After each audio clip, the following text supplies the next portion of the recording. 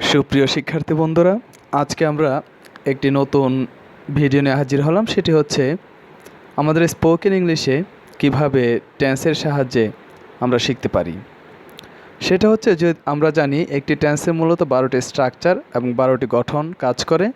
সেই 12টি স্ট্রাকচার এর সমন্বয়ে আজকে আমরা একটি বাক্য থেকে 12টি বাক্য অর্থাৎ 12টি সেন্টেন্স তৈরি করব।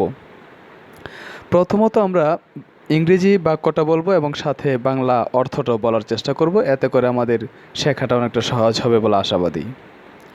প্রথমে হচ্ছে আই কল, আমি ডাকি। আই অ্যাম কলিং, আমি ডাকছি। আই হ্যাভ কল্ড, আমি ডেকেছি। আই হ্যাভ বিন কলিং, আমি ডাকছি। আই কল্ড, আমি ডাকলাম। আই ওয়াজ কলিং, আমি ডাকছিলাম। আই হ্যাড কল্ড, আমি ডেকেছিলাম। আই হ্যাড বিন কলিং, আমি ডাকছিলাম। আই উইল কল, আমি ডাকব। আই উইল বি কলিং, আমি ডাকতে থাকব।